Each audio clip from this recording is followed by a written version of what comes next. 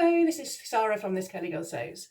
Today we're going to be doing machine couching. Would you believe this used to be a boring grey sweatshirt? This is the result of my first efforts of machine couching.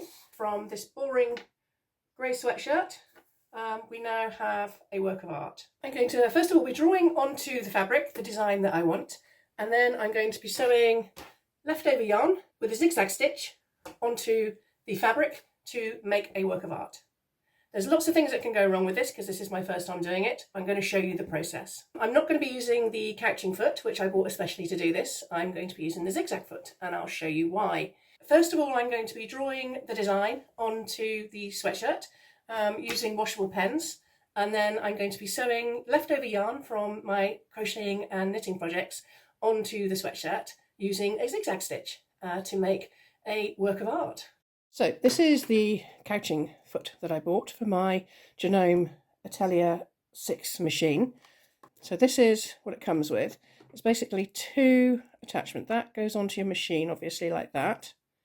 The needle goes down through that hole, and so does the thread. There's two attachments that you basically slide one in, one out. As you can see, this one has a slightly bigger hole than this one.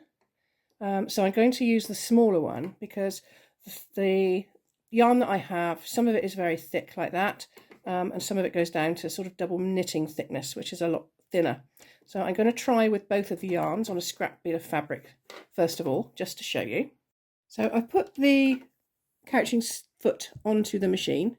You also need to put your dog feeds, lower your dog feeds on your machine as well, which I'm just about to do, which I've just done. So basically that is completely flat underneath now and smooth, and it's up to you to actually move the fabric under the foot when it's stitching. So it's a slightly more complicated process than zigzagging.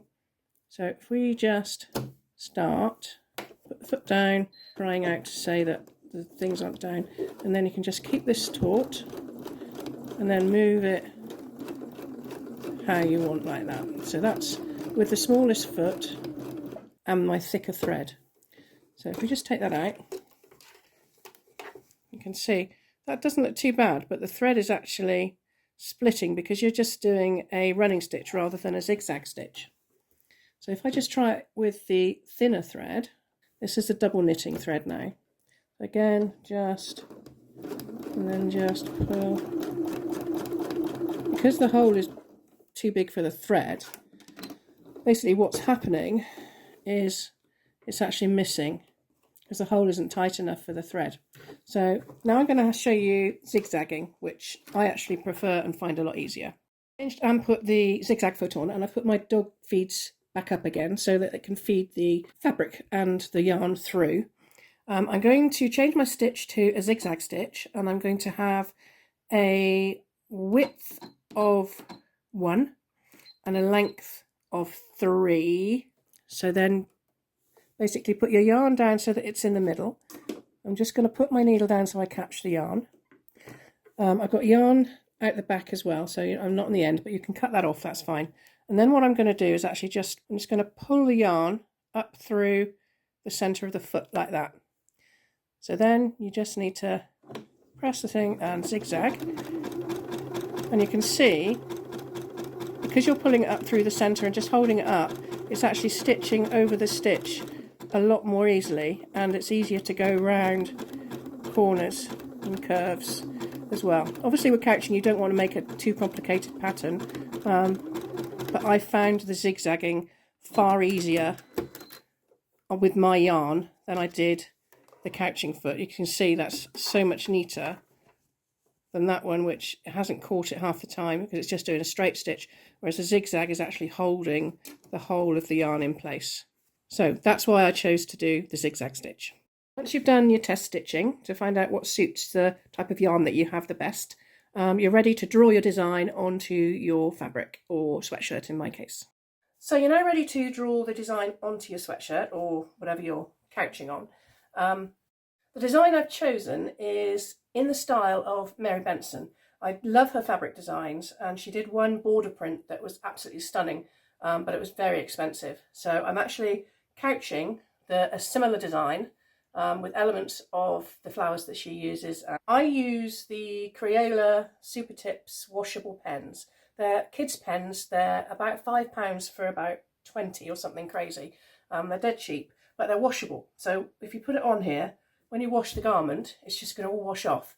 They are very, very good, but be careful you don't get them all over your hands, because if you rub them on the fabric, you get them all over your hands as well. So you can actually draw in the colour that you want to stitch as well. So if I'm doing red stitching there, I can actually just draw pretty much where I want the couching to be, so it acts as a guide to my stitching. You can't really see it because it's on grey, but if I move it close there, you can see I've just literally drawn my design onto my sweatshirt like that. And it doesn't matter if it shows after you've done your couching, because it will wash off. And then you're ready to start couching. So you need to pull the yarn up through the centre of the foot and slowly zigzag stitch over the actual yarn. Be careful going around the curves, obviously. You'll need to ease the fabric around and just keep moving it around, because the dog feeds are actually feeding the fabric through. It's not like a free motion embroidery. So just stitch very slowly until all the actual yarn is sewn and you filled in your design how you want to. So you can see I'm manoeuvring it round just to make sure I fill in all the gaps. I'm just doing line after line of stitching next to one another. So this is my finished sweatshirt. As you can see, I've done some flowers, butterfly, and a bee. Now there are challenges to couching, i.e. the curves. As you can see, I've sort of perfected it quite well by the end, but at the beginning my curves were a bit dodgy. So I would say do loads of practice before you want to have a go properly, but you do get used to it and you do get quite good at it in the end, because you understand how the yarn is going to behave and how the machine is going to behave. Another challenge was obviously this is slightly stretchy, so you've got to make sure that you don't stretch it at all and just let the fabric just feed through the machine without stretching it out of shape, because I've managed to keep this lovely and flat. The secret is keeping the yarn taut through the centre of the foot. You can see with these bell shapes, they're actually really even, and I'm actually quite proud of how I sewed those. They were one of the last ones I did. And equally the bee as well. I've kept the yarn really taut and it's lovely texture without looking scruffy. So that's the secret. Keep the yarn taut and don't go too fast. Keep your machine going quite slow. But there's my finished design, and it brightens up my sweatshirt. So this is my finished sweatshirt, wearing the pink jeans to really brighten it up. And as you can see, it's got a lovely flower design that's really bright, and you can see all the elements standing out on the boring grey sweatshirt. So if you like the video, please click like below, and obviously don't forget to follow me. I've got a couple more upcycling videos coming this month. One is going to be a skirt into a bag, and the other one is going to be a skirt into a top. Please click like below and follow me. I'll see you soon. Bye.